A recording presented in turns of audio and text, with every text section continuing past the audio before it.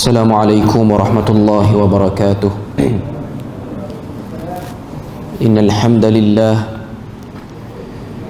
نحمده ونستعينه ونستهديه ونستغفره ونعوذ بالله من شرور أنفسنا ومن سيئات أعمالنا.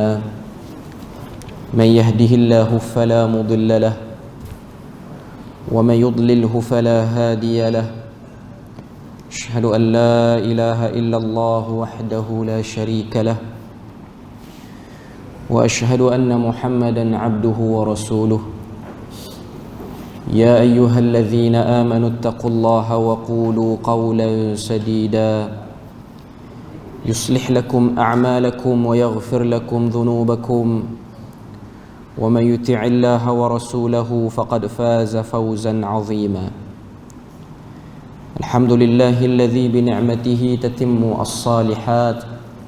ربنا آتنا من لدنك رحمة وهيئ لنا من أمرنا رشدا. اللهم آت نفسي تقواها وزكيها وأنت خير من زكاها أنت وليها ومولاها. Alhamdulillah, syukur pada Allah Azza wa Jalla kerana dengan rahmat dan juga limpah kurnia yang Allah Subhanahu wa Ta'ala berikan, dapat kita sama-sama berada dan berkumpul dalam majlis ilmu yang mulia pada malam ni. Dan insya-Allah kita akan menyambung perbahasan kita daripada manhaj Aqidah Ahlus Sunnah wal Jamaah. Malam ni sambungan kita pada bab yang ke-9, muka surat 211, iaitu berkenaan dengan penyekutuan akidah tauhid, iaitu syirik. Sebelum ni kita bahas bab berkenaan dengan iman, Islam dan juga ihsan, yang mana tiga perkara itu menjadi dasar utama kepada seorang Muslim. Seorang Muslim itu perlu ada dalam jiwanya keimanan, Islam dan juga ihsan, berdasarkan hadis yang terkenal, iaitu hadis yang digelar dengan nama hadis Jibril. Dan hadis itu diriwayatkan oleh ramai, dan paling mudah untuk kita cari dan rujuk ialah dalam himpunan hadis 40 yang dihimpunkan oleh Al-Imam An-Nawawi. Ianya merupakan hadis yang kedua, ketika mana Jibril datang menyerupai manusia, bertanya kepada Nabi tentang beberapa perkara. Mal iman wa mal Islam wa mal ihsan. Apa itu iman, apa itu Islam dan apa itu ihsan. Kita dah bahas panjang lebar tentang Islam, iman dan ihsan. Dan malam ni kita akan sambung perbahasan lawan kepada tiga perkara itu, iaitu syirik. Sebab untuk kita lebih jelas ketiga-tiga rukun ataupun dasar utama itu, Islam, iman, ihsan, maka kita pun kena kenal lawannya. Dalam syair Arab, wa bididdiha tatabayyanul asya'u, dengan mengenal lawannya maka akan lebih jelaslah fahamnya. Satu orang dia nak kenal putih, dia kena kenal juga hitam, lawan kepada putih, supaya dia tidak tertukar bila mana berhadapan dalam keadaan yang mengelirukan. Tambah pula, syirik ni dia bukan satu jenis, dua jenis.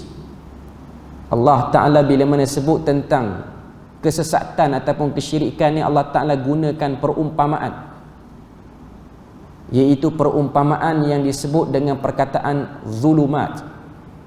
Allah Ta'ala kata, Allahu waliyul ladzina amanu yukhrijuhum minadh zulumati ilan nur. Allah Ta'ala itulah penjaga kepada orang-orang beriman yang telah mengeluarkan orang beriman itu daripada kegelapan demi kegelapan. Perkataan zulumat itu datang dalam bentuk jamak ataupun plural, menunjukkan sesat. Syirik itu, taghut itu bukan satu, dua dan tiga jenis, bahkan dia bermacam-macam jenis.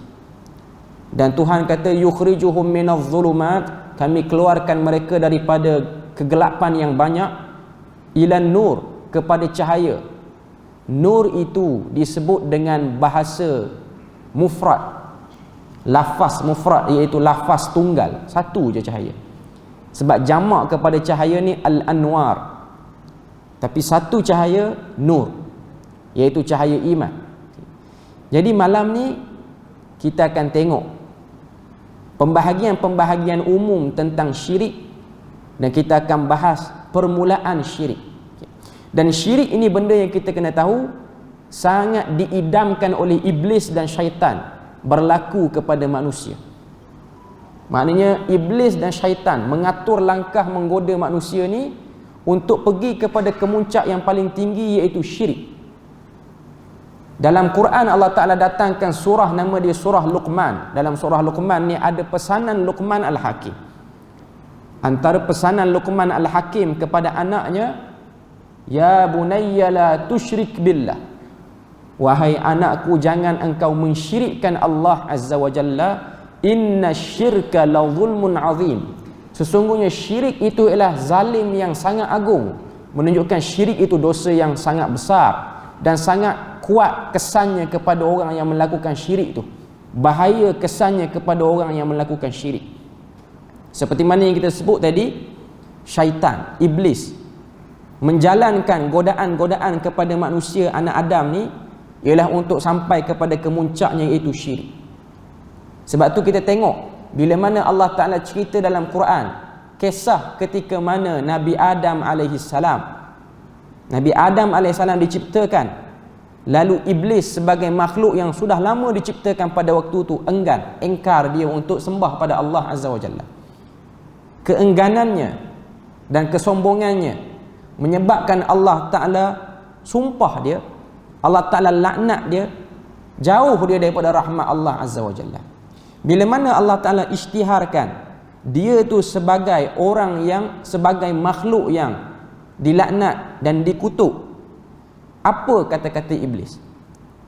Tuan-tuan ahli jemaah yang dimuliakan sekalian, boleh buka Quran surah Al-A'raf. Allah Ta'ala sebut pada ayat 16 dan juga ayat 17 sumpah iblis. Iblis kata, qala fabima aghwaytani la aq'udanna lahum siratakal mustaqim. Kata iblis tengah berdialog dengan Allah Ta'ala, fabima aghwaytani, oleh kerana kamu telah menyesatkan aku. Aghwaytani ni maksudnya menyesatkan aku. La aq'udanna lahum, maka bermula hari ini aku bersumpah untuk menjauhkan anak cucu Adam dan juga anak cucunya daripada jalan kamu yang lurus. Tak berhenti di situ saja, dia sambung lagi dialog dia. Dia kata, summa la'atiyannahum min baini aydihim wa min khalfihim wa an aymanihim wa an syama'ilihim wa la tajidu aktsarahum syakirin. Aku akan datangi Adam dan anak cucunya itu daripada bahagian depan, daripada bahagian belakang, daripada kiri dan juga kanan, sehingga kamu akan dapati sebahagian besar anak cucu Adam ini menjadi makhluk yang tak bersyukur. Itu sumpah iblis. Iblis kata, aku akan datangi depan, belakang, kiri dan kanan, sehingga mereka jadi hamba yang tak bersyukur. Daripada tak bersyukur, dia akan naik kepada darjat kufur pada Allah Ta'ala. Cuma dalam ayat tu iblis dia tak sebut dua arah, dia sebut 4 arah sahaja. Depan, belakang, kiri, kanan. Atas dan bawah tidak disebut oleh iblis. Para ulama menyebutkan, kenapa iblis laknatullah tidak menyebut dua arah ini, arah atas dan juga arah bawah? Kerana kedua arah ini ialah arah yang suci untuk manusia itu kembali mencari cahaya yang benar. Arah atas ialah arah kita berdoa kepada Allah Ta'ala. Sebab tu tangan kita bila mana kita berdoa, kita menadah tangan, itu kiblat doa. Kiblat salat tu Kaabah lah, kiblat doa, menadah tangan pada Allah Azza wa Jalla. Mohon Allah Ta'ala selamatkan kita daripada bermacam-macam masalah dalam hidup. Dan masalah yang paling besar ialah tidak menghargai keimanan yang ada dalam hati. Berlaku apa saja benda, walaupun benda tu musibah yang kecil, ada orang dia dah gadaikan keimanan dia. Dia dah sanggup keluar daripada keimanan. Kerana apa? Kerana dia tidak menolong ataupun tidak meminta tolong daripada arah atas. Tidak ada tawakal yang tinggi. Dan arah bawah ialah arah sujud pada Allah Ta'ala. Dua arah ni tidak akan mampu diusik oleh iblis. Kalau manusia tu dia nak guna dua arah ni, dia gunalah dua arah ni. Okay. Jadi kita nak jaga iman kita, kita kena sentiasa berada pada dua arah ni. 4 arah lagi syaitan boleh masuk dengan mudah. 2 arah ni dengan izin Tuhan Allah Ta'ala akan selamatkan kita. Jadi malam ni kita nak bahas tentang perkaitan perkara yang disebut dengan syirik. Syirik dalam bahasa Melayu, perkataan syirik yang paling dekat dengan bahasa Melayu kita ni, kita pernah dengar perkataan syarikat. Syarikat ni maksud dia apa? Perkongsian. Satu kata apa, pertubuhan ke apa, kita panggil syarikat. Satu syarikat lah, perusahaan ke apa. Dalam perusahaan itu ada beberapa orang yang menjadi shareholdernya, dan dilantik daripada shareholder tu satu orang yang paling tinggi, yang kita panggil dengan CEO. Cuma yang ada yang ramai-ramai tu, dia pun ada suara untuk mempertikaikan apa saja benda yang dia tak puas hati dalam syarikat tu. Maksudnya dia ada kuasa boleh mengubah. Mana kita boleh faham syirik syarikat banyak cabang maksud dia. Jadi Allah Ta'ala nak beritahu, jangan engkau syirikkan aku, maknanya jangan engkau wujudkan cabang-cabang lain yang kamu sangka hebat macam aku juga. Itu maksud syirik. Kita tengok apa yang disebutkan oleh penulis Al-Fadhil Ustaz Ismail Omar hafizahullahu ta'ala. Dia kata muka surat 211, adalah amat penting sekali dijelaskan serta difahamkan bukan sahaja kaedah, dasar dan makna kesemua bahagian-bahagian tauhid, tetapi juga perkara-perkara yang menafikan atau mencanggahi akidah tauhid, demi untuk menjadi benteng pertahanan seseorang muslim agar tidak terjerumus ke dalam perkara-perkara yang boleh mencacatkan atau merosakkan keimanannya, lantaran mensia-siakan segala usaha dan niat ikhlas dalam ubudiyah atau pengabdiannya kepada Allah Azza wa Jalla. Ini sesuai dengan firman Allah dalam surah Al-Baqarah ayat yang ke-256. Faman yakfur bit-taghut wa yu'min billah faqad istamsaka bil urwatil wuthqa. Sesiapa yang engkar kepada taghut dan beriman pada Allah, maka dia telah berpegang dengan ikatan tali yang teguh. Ini ayat 256 surah Baqarah ni. Allah Ta'ala beri pada kita perumpamaan. Siapa yang kufur pada taghut. Taghut ni maksudnya benda-benda yang dilihat hebat, sama hebat dengan Tuhan. Ianya boleh jadi benda-benda yang berbentuk al-jamadat. Al-jamadat ni maksud dia apa? Batu, kayu yang tak bergerak. Berhala yang dibentuk daripada batu dan kayu dan sekian-sekian ni. Itu pun dimaksudkan dengan taghut. Selain pada itu, taghut ialah pemimpin-pemimpin yang juga menyangka dia ada kuasa macam Tuhan juga. Itu pun masuk. Jadi taghut ni makna dia besar dan luas. Mana-mana benda hidup, benda tak bergerak yang dianggap sebagai boleh beri kuasa, boleh bawa kebahagiaan sama macam yang Tuhan nak bagi, itu namanya taghut. Quran namakan dia dengan taghut. Taghut ni maksud dia banyak benda-benda yang orang buat kat benda tu, orang jadi melampau. Mai pada perkataan tagha. Sebab tu Quran bila mana Allah Ta'ala cerita Musa, arahan Nabi Musa untuk pergi mengislahkan Fir'aun, Allah Ta'ala kata apa? Izhab ila Fir'aun fa innahu tagha. Pergilah kamu berjumpa dengan Fir'aun, kerana Fir'aun itu tagha. Tagha maksud dia melampau dengan dia rasa hebat pada diri dia. Sebab tu pemimpin yang sombong kita akan sebut taghut. Dia sombong dengan kuasanya. Allah Ta'ala kata faqula lahu qawlan layyinan. Tapi bila mana kamu berhadap dengan Firaun yang taghut ni, Melayu akan sebut taghut lah, walaupun taghut tu jamak hakikatnya. Satu orang pemimpin yang taghut ni, Arab akan panggil tagha saja. Tapi kita Melayu, kita akan panggil taghut semua sekali. Macam kita panggil malaikat. Malaikat ni maksudnya para malaikat. Satu orang malaikat dalam bahasa Arab malak. Tapi kita dah biasa satu orang pun panggil malaikat, banyak malaikat kita panggil malaikat-malaikat. Sedangkan perkataan malaikat tu sendiri ialah menunjukkan banyak dah malaikat dalam tu. Tapi kita biasa guna bahasa tu. Okay. Allah Ta'ala kata faqula lahu qawlan layyinan. Berdialoglah dengan Firaun yang taghut itu dengan bahasa yang paling lembut. Moga-moga dia dapat hidayah. Tapi bila mana Tuhan nak sebut tentang Qarun, Apa yang Tuhan sebut tentang Qarun? Allah Ta'ala kata Qarun ini fa innahu bagha. Qarun ni dia bagha. Bagha ni melampau juga maksud dia. Tapi dia melampau ataupun dia jadi kufur dengan sebab dia tertipu dengan kekayaan. Manusia ni dia jadi sombong dua sebab. Satu, kuasa besar. Yang kedua, harta banyak. Itu sebab paling besar yang seseorang tu boleh pergi kepada kesyirikan. Okay. Jadi dalam ayat 256 ni Allah Ta'ala kata faman yakfur bit-taghut. Siapa yang tak peduli pada taghut ni, tak terkesan pun dengan apa-apa yang taghut ni duk cakap, ataupun taghut yang dibesarkan, yang dihebatkan daripada jenis berhala, wa yu'min billah, dan dia beriman pada Allah, faqad istamsaka bil urwatil wuthqa. Dialah orang yang telah berpegang pada ikatan yang paling teguh, iaitu tauhid ataupun iman. Kita boleh tengok pada muka surat 211 itu dia definisikan juga taghut di situ. Makna taghut di sini ialah syaitan atau apa sahaja yang disembah selain daripada Allah Azza wa Jalla.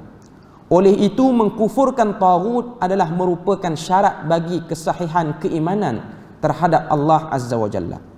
Adapun perkara-perkara yang menafikan akidah tauhid ialah syirik, kufur dan bid'ah, serta perkara-perkara lain yang berkaitan dengan tiga perkara ini seperti khurafat, fasik, munafik dan juga ilhad. Itu diberi definisi tentang taghut. Maknanya benda yang boleh menghancurkan benteng iman. Ialah manusia ni dia telah mengarahkan, dia divert rasa hebat dia ke arah benda lain. Maka itulah akan menyebabkan benteng keimanan tu hancur. Okay. Bahagian yang pertama dia bahas ini, permulaan terjadinya syirik dan perkembangannya. Bila boleh berlaku syirik ni? Dia sebut generasi pertama manusia kesemuanya adalah mengamalkan tauhid. Awal-awal penciptaan manusia bermula pada Nabi Adam dan beberapa generasi yang awal, mereka ni tidak kenal yang namanya syirik. Apa saja masalah pun mereka tauhidkan Allah. Tauhid dalam ibadah, tauhid juga dalam mohon pertolongan. Allah Azza wa Jalla telah menjadikan manusia pada permulaan kejadian mereka sebagai umat yang satu di atas akidah tauhid yang satu. Firman-Nya dalam surah Al-Baqarah ayat 213, muka surat 212, kanan nasu ummatan wahidah. Allah Ta'ala kata pada Baqarah 213, kanan nas ummatan wahidah. Dahulunya manusia ini ialah umat yang satu, iaitu semuanya tauhid. Semuanya tauhid, berada di atas tauhid yang hak, yang benar. Apabila mereka mula berpecah-pecah, bila mana manusia ni dia suka balah sama-sama dia, maka disitulah terbukanya pintu kesyirikan. Sebab tu ayat tu disambung lagi. Allah Ta'ala kata faba'athallahu an-nabiyyina mubashshirina wa munzirin wa anzala ma'ahumul kitaba bil haqq liyahkuma bainan nasi fima ikhtalafu fihi. Maka Allah Ta'ala utus para nabi, yang mana nabi ini pemberi khabar gembira dan juga pemberi peringatan.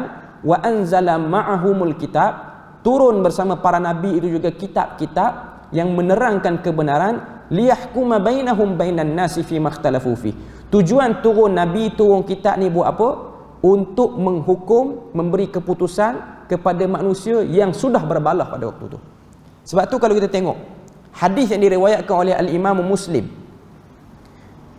kata Nabi sallallahu alaihi wasallam, Nabi kata innasyaitana qad ya'isa an ya'budahu al-musallun fi jaziratil Arab.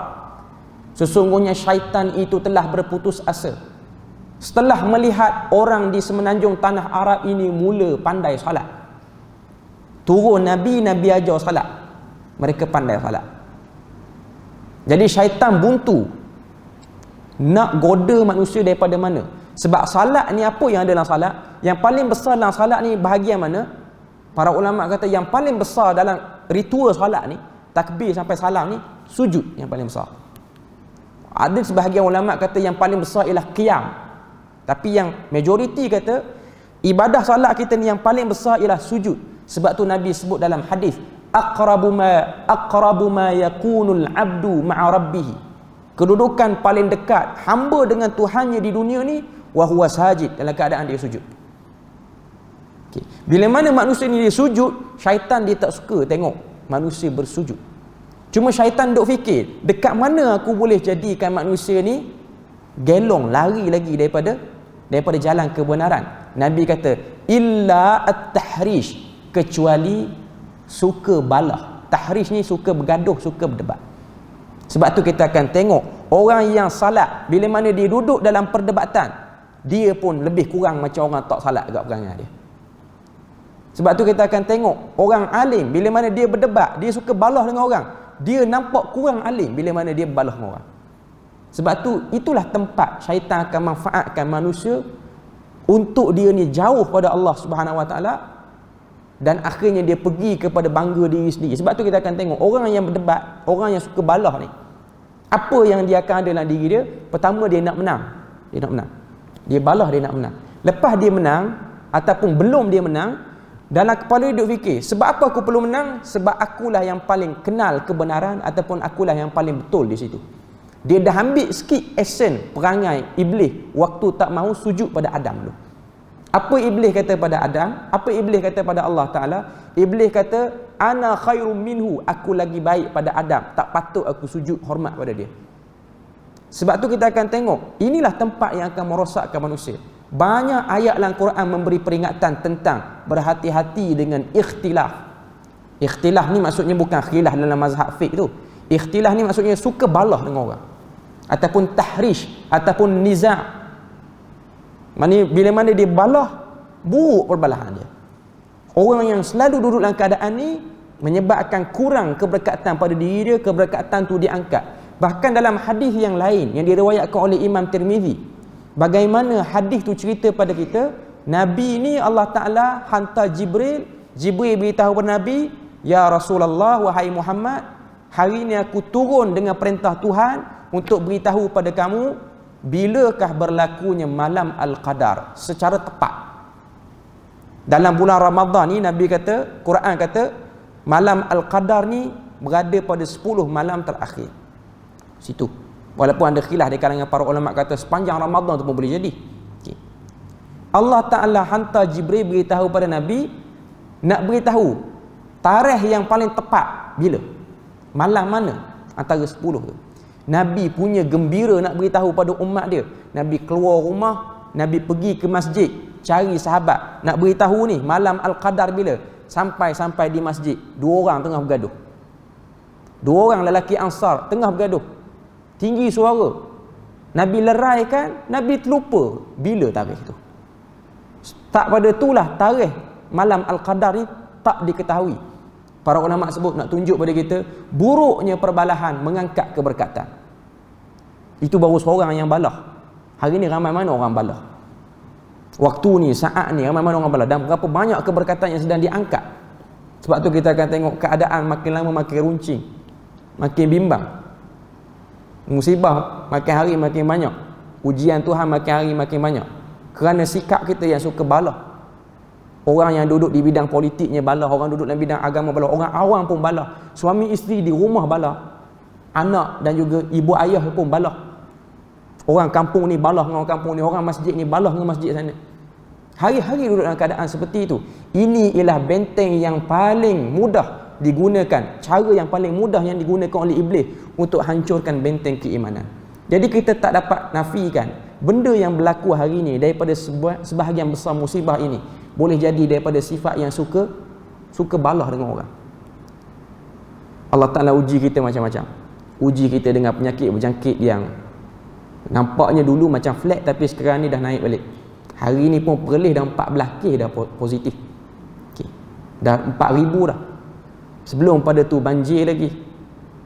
Sebahagian pada mereka diuji dengan ekonomi yang sempit. Ada yang stres. Ada yang sampai nak gandaikan keimanan pun ada dengan sebab PKP ni. Sebab punca rezeki makin sempit. Cuma benda ni ialah teguran pada Allah Ta'ala. Itu benda yang kita kena tahu. Dan kita kena yakin bahawasanya dalam masa yang sama kita kena progress diri kita untuk menjadi manusia yang tarajuk, balik semula pada Allah. Nabi Adam melakukan kesilapan, Iblis melakukan kesilapan. Tapi beza antara Adam dan Iblis, Adam bila mana dia buat silap, dia mengiktiraf dosa dia, dia minta ampun. Iblis dia buat silap, dia sombong dengan dosa dia. Bahkan dia cabar pula Tuhan. Kalau kamu nak laknat aku, okey, aku tak akan merayu untuk angkat laknat ni. tapi aku akan berjanji aku akan buat sesat makhluk baru kamu ni. Punya kurang ajar sikap sombong tu. Dah lah buat dosa lepas tu sombong pula. Jadi ini antara benda yang kita boleh tengok penghancur kepada keimanan seseorang tu sendiri. Muka surat 212. Di dalam hadis qudsi yang diriwayatkan oleh Imam Muslim pula, Allah Azza wa Jalla telah mengatakan, inni khalaqtu ibadi hunafa'a fajtalathum syayatin, yang bermaksud sesungguhnya aku telah menjadikan hamba-hambaku suci, akidahnya semua suci, semua tauhid, kemudian dipecah belahkan oleh syaitan. Iaitu syaitan jadikan hati kita ni fajtalathum. Ijtalat ni maksudnya hati ni ada rasa galak ataupun mudah datang suara-suara hati yang negatif. Sebab tu antara doa, Quran sebut doa orang beriman ni ialah Rabbana la taj'alna fi qulubina ghillan lil ladzina amanu. Wahai Tuhan, jangan engkau jadikan dalam hati kami ni lintasan-lintasan jahat, terutamanya dengan orang beriman ataupun orang sama agama. Ayat Quran tu sebut ghillan. Ghillan ni maksudnya satu penyakit tak boleh tengok orang lebih ataupun tak boleh tengok orang cakap pandai sikit pada orang lain. Dia ada orang dia tak boleh tengok orang tu cakap pandai lebih pun dia tak selesa. Apatah lagi kalau orang tu dia dapat lebih daripada nikmat dia. Ini tempat syaitan akan guna untuk hancurkan keimanan kita. Umat manusia yang pertama, muka surat 212. Umat manusia yang pertama ini kesemuanya adalah beriman kepada Allah, mengetahui akan agama yang hak dan bersih daripada mensyirikkannya dengan sesuatu. Ini tidaklah menjadi keheranan sebab nenek kita yang awal sekali iaitu Adam alaihissalam yang telah diciptakan oleh Allah dengan tangannya serta disuruh malaikat agar sujud kepadanya dengan menghormatinya, telah mendidik anak cucunya di atas akidah tauhid dengan mengesakannya dalam segala jenis ibadah. Nabi Adam mengajarkan kepada semua anak-anaknya yang awal ni mengesakan Allah Azza wa Jalla. Jadi isu syirik tak berlaku pada peringkat awal. Telah diriwayatkan oleh Ibnu Hibban dalam kitab sahihnya bahawa Rasulullah telah mengatakan bahawa di antara Nabi Adam dan Nuh ialah 10 kurun. Antara Nabi Adam nak pergi ke Nabi Nuh ni 10 kurun, 1000 tahun. Ibnu Katsir mengesahkan bahawa riwayat hadis ini adalah menurut syarat Imam Muslim. Di dalam Sahih Bukhari pula Ibnu Abbas telah mengatakan wa kana baina Adam wa Nuhin 10 qurunin kulluhum 'alal Islam. Kata Ibnu Abbas, Nabi kata di antara Nabi Adam ke Nabi Nuh alaihi salam 10 qurun, 10 kurun, yakni 1000 tahun, kulluhum 'alal Islam. Kulluhum 'alal Islam. Mereka semua ni berada di atas Islam. Maknanya mereka tidak syirikkan Allah Azza wa Jalla. Mereka semua berada di atas tauhid. 1000 tahun berada di atas tauhid. Lepas daripada Nabi Nuh barulah berlakunya kesyirikan. Jikalau dihitung satu kurun itu sebagai 100 tahun, maka perbezaan antara Nuh dan Adam itu ialah 1000 tahun. Kemungkinan ianya lebih panjang dari ini sebab difahamkan dari riwayat Ibnu Abbas di atas bahawa 10 kurun di antara Nabi Adam dan juga Nuh adalah dalam Islam. Maka ini tidak dinafikan kurun-kurun selain dari 10 kurun ini yang bukan di dalam Islam. Perkataan kurun ini juga boleh ditafsirkan sebagai generasi manusia, seperti mana yang Allah Ta'ala sebut dalam surah Al-Isra ayat yang ke-17, wa kam ahlakna minal quruni min ba'di qaumi Nuh, yang bermaksud dan berapa banyaknya kaum atau generasi sesudah Nuh yang telah kami binasakan. Perkataan kurun boleh beri maksud 100 tahun, boleh beri maksud satu generasi manusia tu, maknanya satu keturunan. Itu antara pandangan. Okay. Maknanya 1000 tahun yang awal, kita sebutlah 10 kurun yang awal ni selamat, isu tauhid tak ada masalah. Okay.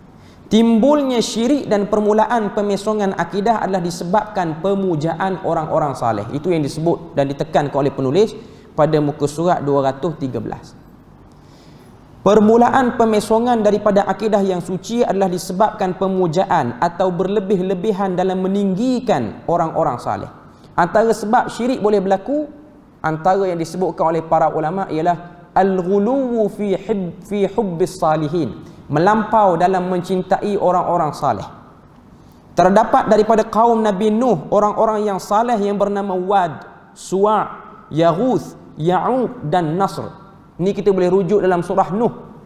Allah Ta'ala kata wala tadharunna alihatakum wala tadharunna waddan wala suwa'an wa yaghutha wa ya'uq wa nasra. Janganlah kamu seru tuhan-tuhan kamu, yakni sembahan-sembahan kamu. Jangan lagi kamu seru Wad, Suwa', Yaghuth, Ya'uq dan Nasra. Ini 5 orang, nama orang. 5 ni adalah nama orang-orang yang saleh. Kemudian syaitan telah berjaya mempengaruhi serta mengeluarkan Nabi Adam dari syurga setelah datang kepada kaum orang-orang saleh ini selepas mereka mati. Ia telah menasihati mereka supaya melukis gambar-gambar dan mengukir patung-patung orang-orang yang saleh ini agar mereka sentiasa diingati dan seterusnya menggairahkan hati dalam ibadat. Syaitan datangkan dalam bisikan orang-orang yang datang selepas daripada 5 orang ni, selepas Nabi Nuh, selepas daripada 5 orang ni, datangkan rasa nak agungkan orang-orang saleh ni dengan cara kita wujudkan potret wajah orang saleh ni. Mula-mula lukis, lepas pada tu dia pergi kepada pembentukan arca ataupun buat dalam bentuk daripada tanah ataupun daripada bukit ke batu ukir. Tujuan dia apa? Untuk mendatangkan rasa khusyuk ketika mana ibadah. Bukan rasa tawaduk, rasa khusyuk. Tawaduk pun boleh mendatangkan rasa takut saat beribadah. Maknanya adanya patung-patung orang seperti ini menyebabkan datangnya rasa khusyuk dalam beribadah. Ini tipu daya syaitan. Sebab tu Nabi dia tekan isu ni, isu gambar, isu patung-patung. Walaupun yang paling tepatnya Nabi sebut dalam hadis la'anallahul musawwirin. Allah Taala melaknat orang-orang yang melukis gambar. Melukis gambar sini maksudnya ialah melukis gambar tujuan untuk diagungkan, bukan lukis saja-saja.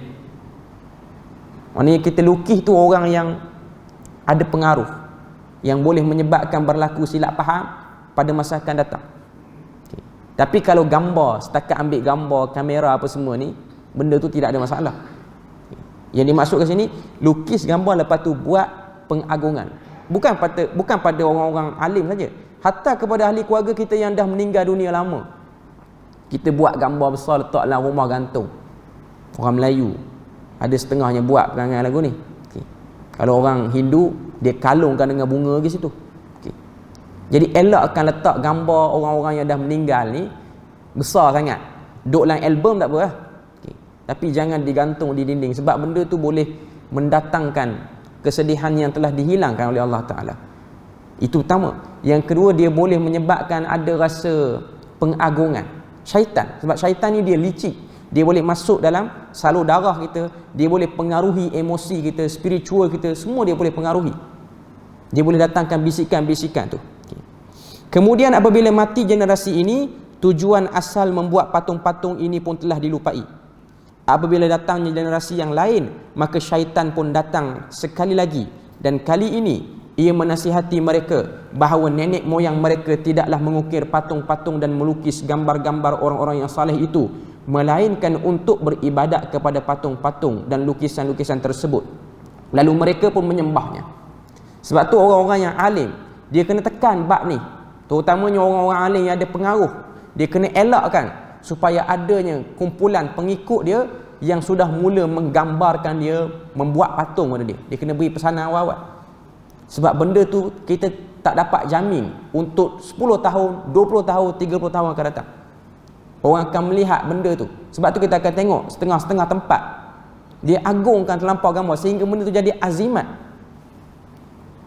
Dulu sebahagian orang yang jual, orang yang meniaga kedai makan ke, hatta kedai-kedai biasa, dia ada letak gambar raja. Saya tak pasti raja negeri mana. Raja Kedah, Sultan Abdul Hamid. Tujuan dia untuk pelaris pada kedai tu. Dia nampak hebat, benda tu dia nampak hebat. Jadi ini antara bab-bab kesyirikan yang boleh berlaku. Bab-bab kesyirikan yang boleh berlaku. Dia tu memang orang yang ada jasa lah. Dia pemimpin yang hebat mungkin di zaman dia. Tapi benda tu kita kena elakkan. Kita kena elak. Sebab tu kalau kita tengok Nabi dia tutup pintu ni. Kalau kita tengok zaman Nabi, ada tak pelukis zaman Nabi? Kalau zaman Nabi Nuh ada pelukis, zaman Nabi mestilah ada pelukis. Tapi tidak ada orang yang melakarkan wajah Nabi dan sampai pada kita. Tidak ada. Dengan sebab apa? Dengan sebab Nabi blok semua benda, semua pintu-pintu yang boleh menyebabkan benda tu berlaku, semua Nabi tutup. Tidak ada orang yang mempotretkan wajah Nabi. Tidak ada orang yang mempotretkan wajah sahabat. Sampai pada wajah tabi'in pun tak berlaku. Yang mana kau tengok yang boleh lakarkan wajah sahabat ni, wajah Nabi ni siapa? Golongan Syiah yang duk buat gambar ni. Tu pun kalau kita tengok muka Ali tu kan, kalau tuan-tuan tengok yang Syiah duk tayang apa semua tu, wajah tu ialah wajah orang Parsi, orang Arya. Dalam riwayat yang disebutkan oleh ramai ulama, Ali bin Abi Talib ni pertama dia kulit gelap, badan dia gempal, maknanya dia orang yang berisi, dia pendek, dia tak tinggi, dan dia jarang ada rambut panjang. Banyak riwayat sebut dia ni botak. Tapi tuan-tuan tengok apa yang Syiah gambarkan, rambut panjang, kulit pun cerah, bulu kening lebat macam orang Parsi. Benda ni telah berlaku pada agama Kristian. Sebab tu kalau tuan-tuan tengok Jesus Nabi Isa, wajah Jesus di Malaysia ni pan Asia sikit muka dia. Tuan-tuan boleh tengok, saya pernah tengok wajah Jesus di satu gereja di Indonesia pakai batik Jawa lagi. Mustahil benda tu berlaku. Benda tu mustahil. Dia duduk di tanah Syam, dia tak kenal kain batik Jawa ni. Okay. Tapi dia gambarkan begitu. Pergi ke gereja di belah-belah Korea ke China ke, muka Cina, mata sepek, hidung pun tenggelam. Adakah itu wajah Nabi Isa? Sedangkan Nabi kata kalau nak tengok wajah Nabi Isa, Nabi kata tengok Urwah bin Mas'ud. Nabi kata Urwah bin Mas'ud ni rambut dia lurus. Kalau tuan-tuan tengok Jesus di negara Afrika, rambut kerinting, Rastafari punya pakaian, 3 line punya pakaian. Ini ialah khayalan. Sebab apa wajah tu datang? Kebiasaannya dia datang daripada orang-orang yang ada pengaruh agama yang tak bertanggungjawab. Sebab tu kita akan tengok bermulanya ada penjelmaan image dalam agama Kristian ni yang bertanggungjawab siapa yang buat perangai ni, Saint Paul. Dia ni asal Yahudi. Dia duk mengaku kata Jesus masuk selalu dalam mimpi dia, sehingga dia gambarkan dan ada orang lukis. Benda tu akan berlaku. Benda tu boleh berlaku. Sebab tu kita akan tengok pengasas-pengasas ajaran sesat ni, dia akan dakwa dia mimpi. Dalam mimpi tu dia cuba sebut wajah. Dan kita akan tengok bila mana dia sebut wajah tu, diimaginkan orang yang sebangsa dengan dia, dengan wajah, dengan muka dia, apa-apa semua. Tuan-tuan tengok lakaran Nabi Muhammad yang dibuat oleh Syiah, jauh daripada apa yang disebutkan oleh para ulama dalam kitab-kitab hadis. Berdasarkan apa yang disebutkan oleh Imam Tirmizi, hadis dalam kitab Syama'il Muhammadiyah cerita tentang bentuk hidung Nabi, badan Nabi, semua clear. Cuma nak sebut pada kita, bukan potret yang ingin dibesarkan, tapi yang ingin dibesarkan ialah apa yang dibawa oleh orang tu. Jika dia bawa kebenaran, maka kita ikut kebenarannya. Okay. Jadi itu yang disebutkan oleh penulis kitab kita ni. Okay. Selain pada tu dia sebut lagi, kisah ini adalah diriwayatkan dalam kitab Sahih Bukhari. Maknanya kisah tentang adanya orang zaman Nabi Nuh ni, dia datang dengan lukis gambar orang-orang saleh di zaman dia, lepas tu dia besarkan. Seterusnya muka surat 214, perkembangan syirik di zaman Nabi Nuh dan umat-umat selepasnya. Setelah bermula dan berkembangnya amalan syirik pada kali pertama dalam sejarah manusia, Allah yang Maha Pemurah lagi Maha Penyayang tidak membiarkan manusia di dalam kesesatan ini. Bahkan ia mengutuskan rasulnya yang pertama, iaitu Nabi Nuh alaihi salam, mengajak manusia agar kembali semula kepada Allah dan mengesakannya dalam segala jenis ibadah. Maksudnya lepas berlaku kesyirikan, datang pula Nabi yang membereskan benda ni. Cuma saya nak sebut secara ringkas dalam bab yang kita bahas ni.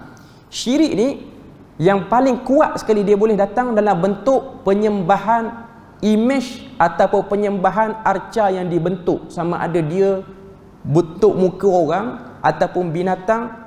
Itu yang paling kuat untuk menarik orang ke arah syirik. Menarik orang ke arah syirik. Yang kedua, pengagungan kalimah-kalimah yang disangka kalimah tu hebat pun boleh jadi. Dia boleh pergi ke arah syirik tu. Sebab tu antara benda yang dibendung dan disebut oleh para ulama juga ialah ta'ajub kepada ayat-ayat Quran secara melampau sehingga keluarnya pengamalan-pengamalan pelik daripada ayat Quran tertentu. Mana tengok, dulu kita tengok ada orang dia gantung dalam rumah dia khatam nubuah segitiga tu. Fa innaka mansurun, katanya segitiga ni kalau ada khatam nubuah ni, kalau ada rumah tak masuk curi apa semua. Tapi tulisan tu ialah tulisan Arab.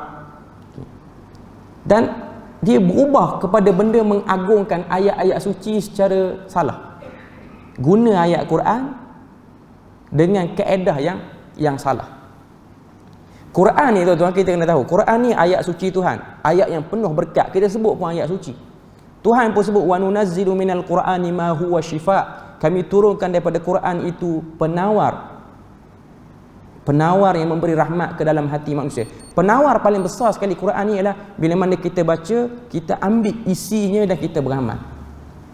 Tapi benda yang berlaku di akhir zaman kita ni, ada setengah orang dia gunakan ayat Quran untuk khususkan pada amalan-amalan ataupun kita sebut sebagai petua sekian-sekian. Tadi petang tadilah, sebelum saya mai kuliah ni, ada jumpa satu video, ada orang hantar kat saya satu video. Satu orang penceramah di negara kita yang terkenal. Dia menjawab soalan di Instagram ke TikTok ke, saya tak perasan sangat. Tapi ruangan tu dia benarkan orang beri soalan pada dia. Dan ada satu orang tanya soalan, Ustaz boleh tak beri doa untuk memancing ikan? Boleh tak beri doa untuk pancing ikan? Maknanya doa tu nak bagi, kalau baca pancing ikan, mengair ikan, banyak ikan je. Tak adalah maksud lain yang dia minta tu. Ustaz tu kata ada. Dia pun baca ayat daripada surah Al-Anfal ayat 17. Wa ma ramaita idh ramaita walakinnallaha rama. Ayat tu. Bila mana kamu melempar, tidaklah yang melempar itu melainkan Allah yang melemparnya. Ayat tu kalau kita buka surah Anfal, ayat tu berkenaan dengan perang. Perang apa? Perang Badar. Perang Badar ni Allah Ta'ala turunkan para malaikat untuk tolong. Kita jawab lepas ni. Bagi clear lepas ni, bunyi ni tak sedap. Bagi azan ni.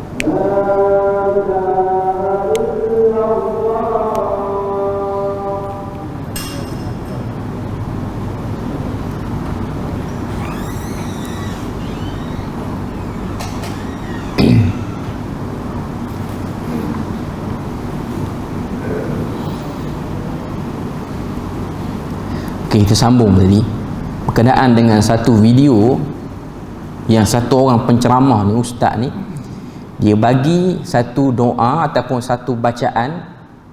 Bacaan tu digunakan ataupun dia sebut dah, digunakan untuk orang yang nak mengairkan ataupun pancingkan, iaitu surah Al-Anfal ayat 17. Allah Ta'ala kata, wa ma ramaita idh ramaita walakinnallaha rama.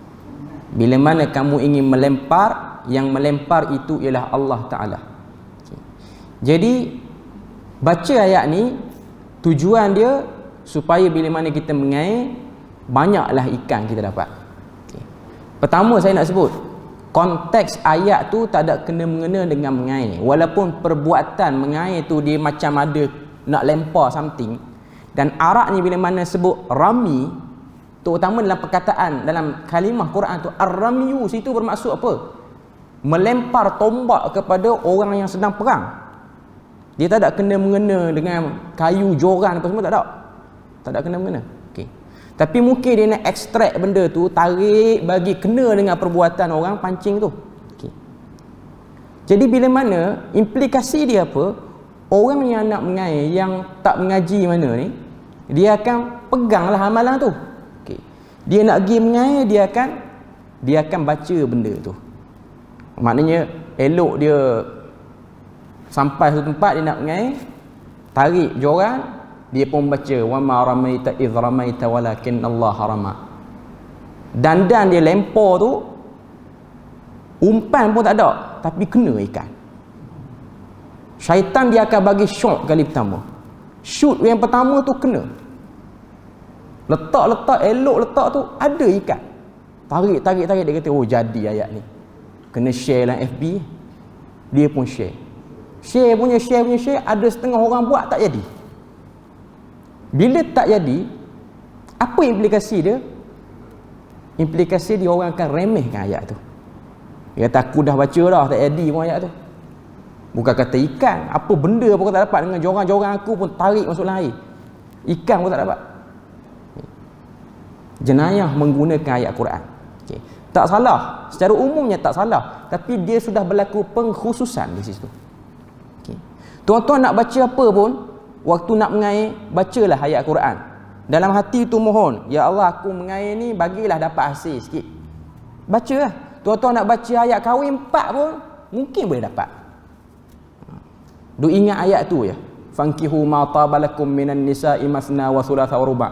Ruqyah orang pun pakai ayat tu, berubat kaki, mengurut kaki pun pakai ayat tu, pancing ikan pun pakai ayat tu, Roblox, JPJ, polis pun pakai ayat tu, lepas semua.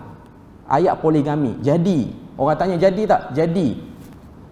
Tapi boleh tak kita kata pakai ayat tu je? Tak boleh. Cuma pengalaman aku guna ayat ni jadi. Itu dipanggil tajrubah. Dalam isu ni para ulama benarkan. Kita baca ayat apa, Allah Ta'ala nak bagi mujarab waktu ayat tu. Tak apa. Okey. Yang jadi masalahnya kita kata sakit jenis ni ayat ni saja. Ayat lain tak jadi. Itu masalah. Okey. Dulu ada setengah orang duk orang kata apa, duk kongsi petua-petua macam ni banyak. Saya pernah jumpa satu orang pemain bola negeri tapi bukan perlis. Dia kata dia diberi oleh amalan oleh coach dia ni. Coach ni jumpa bomoh mana tak tahulah. Coach dia kata bila mana kita nak apa benda ni, nak masuk dalam di padang tu, nak pergi ke center tu, okay, kita kena baca ayat dalam surah Al-Fil, iaitu ayat yang berbunyi alam tara kaifa fa'ala rabbuka. Okay. Buka tu ialah buka pintu gol pihak lawan. Okay. Tapi kalau nak bagi pintu gol kita tu pihak lawan tak nampak, alam tara kaifa fa'ala rabb, kena tutup mulut.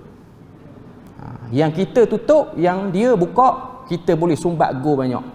Ayat tu Allah Ta'ala kata, tidakkah kamu lihat bagaimana Tuhan, terputus ayat tu. Itu tak sampai konteks ayat. Sama juga dengan ayat dalam surah Ali Imran. Qul in kuntum tuhibbunallaha fattabi'uni yuhibbukumullah wa yaghfir lakum dhunubakum. Ayat tu kelebihan ikut Nabi, sunnah Nabi. Allah Ta'ala sayang kita, Allah Ta'ala ampunkan kita. Mari mana orang tak ketahuan hala, kata ayat ni baca dekat anak dara berkenal, embuh kat muka anak dara tu. Tak ada kena-mengena. Jenayah ayat Quran begitu berleluasa. Kita kenal dekat anak dara tu bangun tahajud malam, sedekah, puasa pula siang hari kalau kenal. Sebab kita kena tahu yang berkenan ke anak dara tu bukan kita seorang, boleh jadi 10 duk pakai kaedah sama, kul in kuntum laka. Ini benda yang kita boleh tengok. Benda yang tak kena. Dulu, bukan dulu, 2-3 bulan ni, sekitar bulan ni, ada orang duk share bila mana berlaku banjir belah pantai timur teruk. Suruh orang-orang yang duduk di pusat pemindahan banjir tu baca ayat dalam surah Hud, iaitu ayat cerita tentang bahtera Nabi Nuh bila mana Allah Ta'ala perintahkan air itu surut. Allah Ta'ala kata, ya ardu bla'i wa qila ya ardi bla'i. Katakanlah wahai Muhammad bahawasanya arahan Tuhan, wahai bumi seraplah air. Wa ya sama'u aqli'i, wahai langit berhenti daripada turunkan air. Baca ayat tu, moga-moga rumah kita yang naik air banjir itu surut. Dia tak kena mengena sebenarnya, sebab ayat tu bukan doa, ayat tu ialah arahan Tuhan, firman Tuhan. Kalau kita nak minta rumah kita tak kena banjir teruk, dia ada doa lain.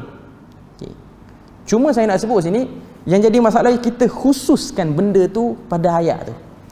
Tuan-tuan ada musibah apa pun baca semua ayat Quran. Sebab tu kaedah al-istishfa' bil Quran ni, berubat dengan Quran ni, para ulama tidak letak ayat khusus, mana-mana ayat, mana-mana surah. Tapi saat kita baca tu, hati tu betul-betul tawakal pada Allah, betul-betul tauhid isti'anah pada dia. Bila mana kita khususkan ayat tu saja, maka dia akan menjadi problem dan dia akan jadi masalah.